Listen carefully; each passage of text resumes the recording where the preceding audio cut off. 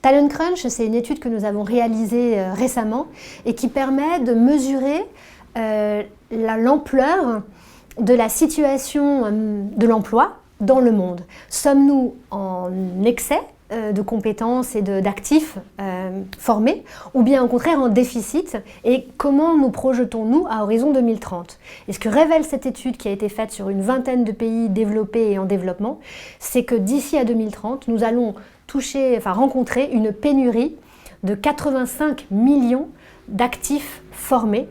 ce qui représente 11% de la main-d'œuvre mondiale. Malheureusement, les entreprises aujourd'hui, ou en tout cas leurs dirigeants, sont relativement myopes par rapport à la situation, tellement ils sont dans l'illusion que les nouvelles technologies vont résoudre leurs problèmes.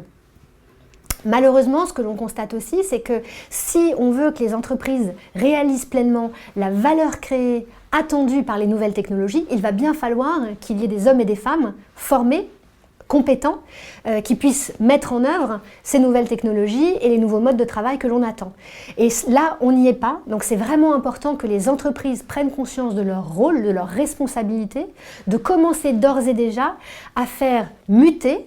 les collaborateurs vers des nouvelles compétences, celles dont on va avoir besoin à horizon 2030. Le rôle du learning va vraiment être essentiel, d'autant plus si l'on met en perspective du fait que d'ici à 2030, 50% de la population dans les pays d'Europe de l'Ouest et nord-américains va avoir plus de 50 ans. Donc ça veut dire que ce sont des personnes qui ont leur formation initiale loin derrière eux, qui ont perdu les réflexes d'apprentissage et qu'il va falloir remettre justement dans cette relation différente pour développer des nouvelles compétences. Ça veut dire que la porosité va progressivement disparaître entre travailler et apprendre et qu'il s'agira que l'apprentissage soit aussi naturel que le fait de travailler pour en permanence améliorer, développer les connaissances et les compétences des collaborateurs.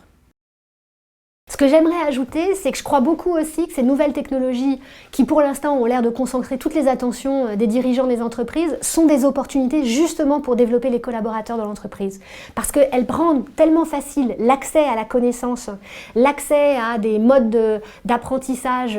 au quotidien, qu'on peut vraiment en faire un levier. Et donc je suis positive là-dessus. J'espère vraiment que des entreprises vont consacrer le temps, l'énergie, l'investissement nécessaire pour former leurs collaborateurs et bénéficier du coup de ce qu'ils attendent, à savoir la valeur créée par ces nouvelles technologies. Pour moi, c'est un moment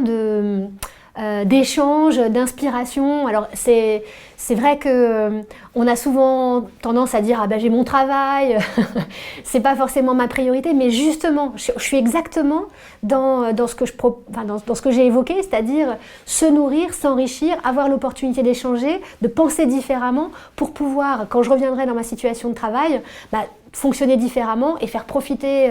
les différents acteurs avec qui je bosse et justement de pouvoir bénéficier pleinement de tout ce que j'aurais appris de cette FTE dans mon travail au quotidien.